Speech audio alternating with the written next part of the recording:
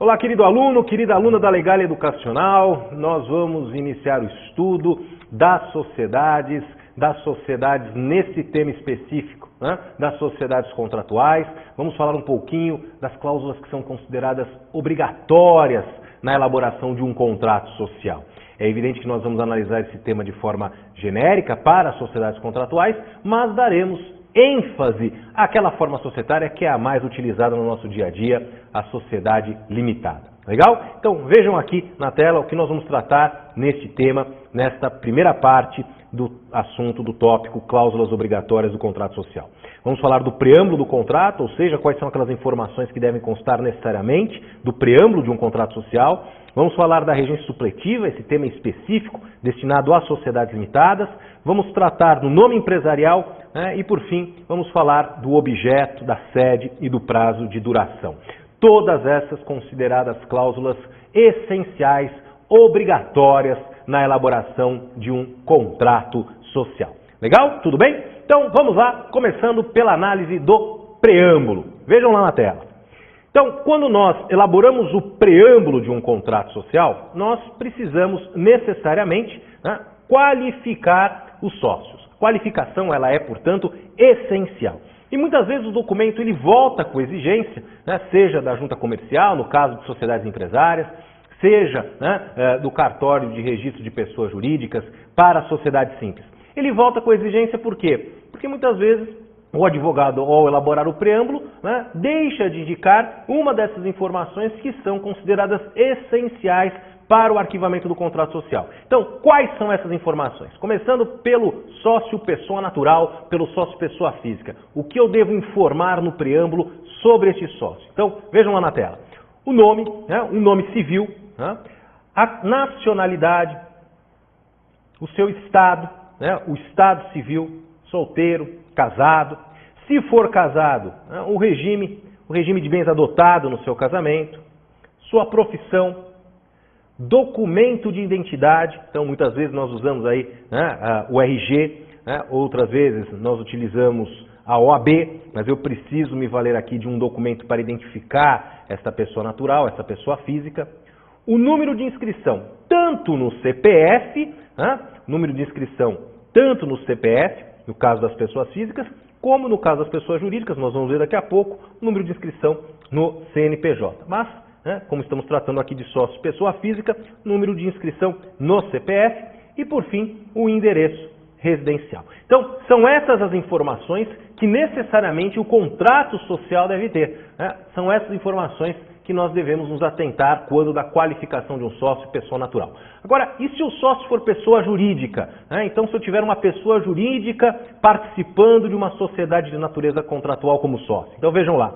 Se for pessoa jurídica, eu vou ter que indicar o seu nome empresarial, denominação ou razão social, a nacionalidade dessa pessoa jurídica, o endereço da sede e o número de inscrição, tanto no registro público de empresas, se for uma sociedade empresária, então eu tenho lá a indicação do seu NIRI, se for uma sociedade simples, eu também vou ter o número de registro junto ao registro civil de pessoas jurídicas, tudo bem? E também o número de inscrição no CNPJ do Ministério da Economia, tudo bem? Então, são essas aí as informações essenciais para a qualificação do sócio. Bom, agora, ainda dentro desse tema, existem alguns aspectos relevantes de ordem prática que nós precisamos nos aprofundar um pouquinho mais. Sobretudo quando esse sócio é uma pessoa natural, sobretudo quando esse sócio é uma pessoa física. Então vejam só, existem dois aspectos relevantes aqui. O primeiro deles diz respeito à questão do regime de bens adotado no casamento.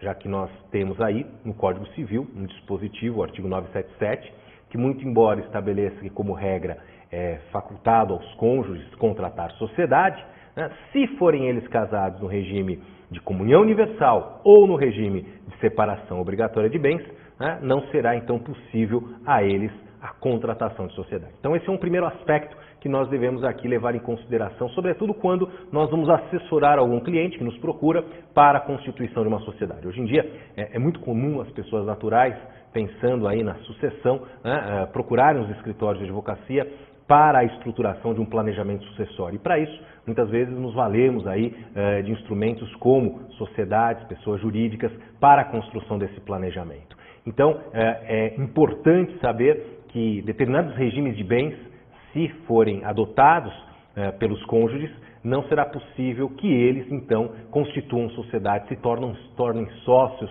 de uma sociedade de natureza contratual. E nós vamos aqui rapidamente tratar os principais aspectos relacionados a esse assunto.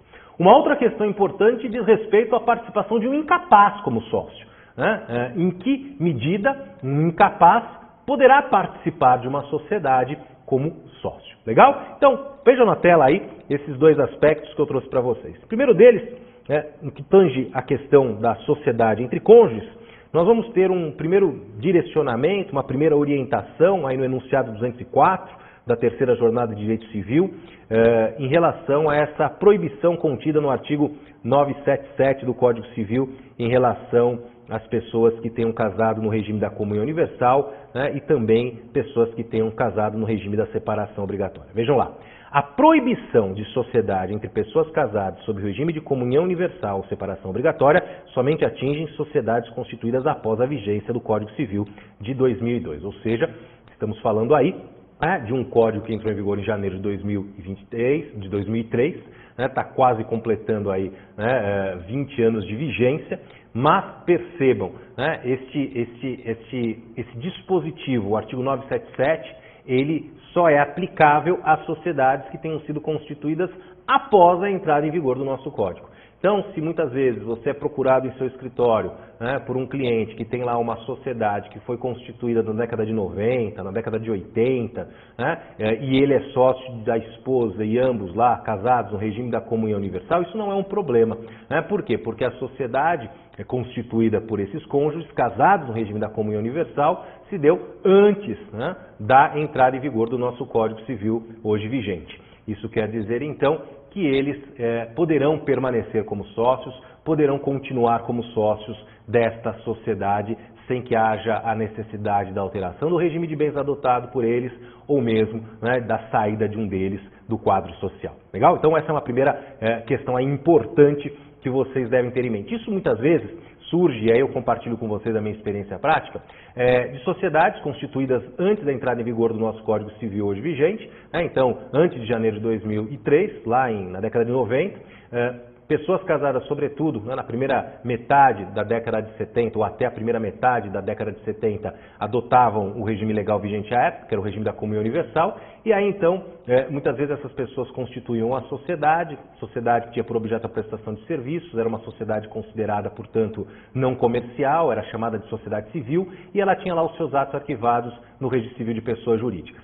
E aí, muitas vezes essas pessoas vêm me procurar hoje dizendo, poxa Marcelo, agora a gente vai fazer uma alteração contratual, e eu preciso levar esse documento a registro para a junta comercial, porque essa sociedade, com a mudança do nosso sistema, se tornou uma sociedade empresária. E aí, a dúvida que eles têm é, poxa, agora levando a registro na junta, minha esposa vai ter que deixar a sociedade, ou eu vou ter que deixar a sociedade, ou nós vamos ter que alterar o nosso regime de bens, já que nós casamos no regime da comunhão universal e o artigo 977 do Código Civil veda aos cônjuges casados no regime da comunhão universal a contratação de sociedade entre si? A resposta é não. Por quê? Porque a sociedade foi constituída antes da entrada em vigor do nosso Código Civil de 2002. Então, não há problema nenhum, a vedação do artigo 977 não atinge sociedades constituídas antes da sua entrada em vigor. Trata-se aqui não só de um direito adquirido, mas de um ato jurídico perfeito que foi praticado antes da entrada em vigor do Código, onde não havia essa restrição, essa limitação à liberdade de contratar. Legal? Tudo bem? Bom, além disso, nós temos um outro enunciado importante, que é o enunciado 205 da mesma terceira jornada. Vejam lá o que o enunciado 205 da terceira jornada estabelece. Alguns vetores interpretativos, algumas orientações quanto à interpretação que deva ser dado a esse artigo 977. O primeiro deles é a vedação à participação, a participação de cônjuges casados nas condições previstas no artigo 977, refere-se unicamente a uma mesma sociedade. Isso é muito importante. Por quê? Porque se vocês forem analisar literalmente o artigo 977, vocês vão ver lá, faculta-se aos cônjuges contratar sociedade entre si. Essa é a regra. Liberdade para os cônjuges serem sócios. exceto se casados no regime da comunhão universal ou no regime da separação obrigatória. Mas percebam, faculta-se aos cônjuges contratar sociedade entre si e com terceiros, está lá no artigo 977. Mas a doutrina e a jurisprudência já pacificou o entendimento de que não há mal nenhum uma pessoa casada no regime da comunhão universal ou no regime da separação obrigatória, vir a contratar sociedade com terceiros, tá? O que não pode é marido e mulher, casados no regime da comunhão universal ou no regime da separação obrigatória, serem sócios de uma mesma sociedade. Agora, se um deles resolve participar de uma sociedade com outras pessoas, não há que se aplicar a limitação estabelecida no artigo 977. Essa é a primeira indicação aí que nós encontramos nesse enunciado 205 da terceira jornada do direito civil. Além dela, vejam lá, a linha B, o artigo 977 abrange tanto participação originária, quanto participação derivada. O que significa isso? Fica vedado o ingresso de sócio casado em sociedade que já participe o outro cônjuge. Tá? Então, vejam só, outra questão importante. Eu tenho um dos cônjuges participando de uma sociedade de natureza contratual. Legal? Ora, ele pode participar dessa sociedade? Pode. Mesmo que tenha casado no regime da comunhão universal ou no regime da separação obrigatória, ele pode participar dessa sociedade? Pode. É a regra. Faculta-se aos cônjuges contratar sociedade entre si, e, no que diz respeito a esses dois regimes, aplica-se a restrição, sobretudo na hipótese em que eles sejam sócios de uma mesma sociedade. Agora, se eu tenho lá um dos cônjuges participando de uma sociedade com outras pessoas, não há problema nenhum. Muito bem. Qual é o problema que se coloca aqui? O outro cônjuge decide ingressar nessa sociedade também. Estamos diante de uma participação derivada, ou seja, a sociedade já existia, um dos cônjuges já era sócio e aí o outro cônjuge resolve integrar a sociedade, resolve também participar dessa mesma sociedade. Aí não é possível. Por quê? Porque eu teria dentro da mesma sociedade os cônjuges casados no regime da comunhão universal ou no regime da separação obrigatória sendo sócios. Isso o artigo 977 veda, tudo bem? E da mesma forma veda a participação originária, que seria os dois constituindo a sociedade. Então, não é possível, de acordo com o que vimos aqui, com base no enunciado 203, que os cônjuges constituam a sociedade, participação originária, ou que os cônjuges, no caso, um deles participe de uma sociedade e depois venham a ser sócios pelo ingresso do outro cônjuge, seria então aí a participação derivada. Ambas situações são vedadas. Beleza? Tudo bem, pessoal? Então vamos lá. Seguindo aqui, agora vamos falar um pouquinho da questão do incapaz, da participação de um incapaz como sócio. Antes de nós entrarmos especificamente aqui no artigo 974, parágrafo 3º, eu quero trazer para vocês um pouco o histórico da construção desse dispositivo. Essa questão da participação do incapaz já era tratada por meio de instruções normativas aplicadas a juntas comerciais. Nós tínhamos o entendimento de que nas sociedades limitadas, onde a responsabilidade do sócio ela é limitada e perdura enquanto o capital não estiver totalmente integralizado, porque a partir do momento que o capital estiver totalmente integralizado, em tese os sócios não respondem mais pelas dívidas da sociedade, legal? Então, nessas sociedades limitadas, admitia-se sim a participação de incapazes como sócios. Incapazes poderiam participar da sociedade limitada, desde que, é claro, o patrimônio desses sócios estivesse resguardado. E para que o patrimônio desses sócios incapazes estivesse resguardado na hipótese da participação deles em uma sociedade, era fundamental que o capital dessa sociedade estivesse totalmente integralizado. Porque a partir do momento que o capital está totalmente integralizado na sociedade limitada, eles não são mais responsáveis ou não poderiam mais, em tese, ser responsabilizados pelas obrigações da pessoa jurídica, pelas obrigações da sociedade limitada. Legal? Muito bem. Aí vem o nosso legislador e insere no texto do Código Civil esse dispositivo que constava de uma instrução normativa destinada às sociedades limitadas. Mas qual é o problema? O problema é que ele insere esse dispositivo não no capítulo das limitadas, mas na parte geral que trata do direito de empresa. Ou seja, em tese, seria um dispositivo aplicável a qualquer sociedade. A qualquer sociedade. Então, vejam lá o que estabelece o artigo 974, parágrafo 3º do Código Civil.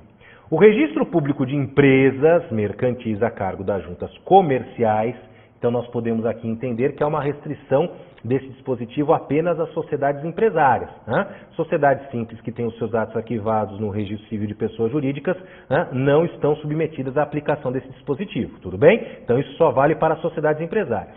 O registro público de empresas mercantis a cargo das juntas comerciais deverá registrar contratos ou alterações contratuais de sociedade que envolva sócio incapaz. Então, em se tratando de sociedades empresárias, é possível sim que o incapaz participe delas como sócios, desde que atendidos de forma conjunta os seguintes requisitos. Então, quais seriam os requisitos para que o incapaz pudesse participar de uma sociedade como sócio? Primeiro requisito, que ele não exerça a administração da sociedade. Evidente, esse sócio, sendo ele incapaz, não poderá administrar a sociedade. Além disso, o capital deve estar totalmente integralizado. Por quê? Porque nas limitadas, a partir do momento que o capital estiver totalmente integralizado, cessa a questão da responsabilização do sócio. Ou seja, em tese, né, como regra, não será possível que credores da sociedade, após a integralização do capital da limitada, busquem a satisfação de seus créditos nos bens particulares do sócio. O capital já está totalmente integralizado. E, por fim, o incapaz deve ser devidamente representado ou assistido em todos os seus atos. Ponderação que eu faço aqui, senhores, em relação a essa questão ela faz sentido? Claro que faz, mas ela faz sentido numa sociedade limitada, já que numa sociedade que gere responsabilidade ilimitada para os sócios, a integralização do capital se torna irrelevante, já que numa sociedade, por exemplo, em nome coletivo, quando nós analisamos a responsabilidade dos sócios, ela é ilimitada. E aí, permitir que o incapaz participe de uma sociedade empresária em nome coletivo significa que, mesmo estando totalmente integralizado o capital, ele poderá vir a responder pelas obrigações da sociedade. Então, o meu entendimento aqui é que este incapaz, se decidir participar como sócio de uma sociedade, ele só poderá participar de sociedades que gerem a ele a possibilidade de ter a sua responsabilidade limitada. E na limitada é fundamental a integralização de todo o capital. Já na sociedade anônima, não há solidariedade entre os sócios. Eu não preciso ter todo o capital integralizado. E se eu não preciso ter todo o capital integralizado, evidentemente, na sociedade anônima não deverá ser exigida a integralização de todo o capital para que o incapaz possa dela participar como acionista. Imagine, por exemplo, uma pessoa que resolva comprar ações de uma companhia. Se essa pessoa for um incapaz, ela precisará então verificar se todo o capital da companhia está integralizado para ela poder participar da sociedade anônima? Claro que não. Por quê? Porque na sociedade anônima a pessoa responde apenas pela integralização das suas ações, ou seja, até o limite do valor da integralização de suas ações. Estando as suas ações integralizadas, essa pessoa não será mais responsabilizada. Não se exigirá, portanto, a integralização de todo o capital de uma SA. Mas na limitada eu preciso, porque os sócios são solidários. Nesse sentido, encerrando aqui esse nosso primeiro bloco, se nós analisarmos o enunciado 467 da 5ª Jornada de Direito Civil, nós vamos ver que a exigência de integralização do capital não se aplica à participação de incapazes em sociedades anônimas. Claro, eu não preciso integralizar todo o capital de uma SA para proteger o incapaz. Basta a integralização das ações que ele tenha eventualmente subscrito ou adquirido, tá? E aí, diferentemente do meu posicionamento, mas vejam aí, enunciado 467, em sociedades com sócios de responsabilidade ilimitada, nas quais a integralização do capital não influencia na proteção do incapaz. Meu entendimento é que sociedades que geram responsabilidade ilimitada não devem admitir a participação de incapazes, já que eles poderão colocar em risco os seus bens pessoais pelas obrigações da sociedade. Certo, senhores? Tudo bem? Então, encerramos aqui, nesse primeiro bloco, a nossa análise do preâmbulo do contrato social. Um forte abraço a vocês e até a nossa próxima aula.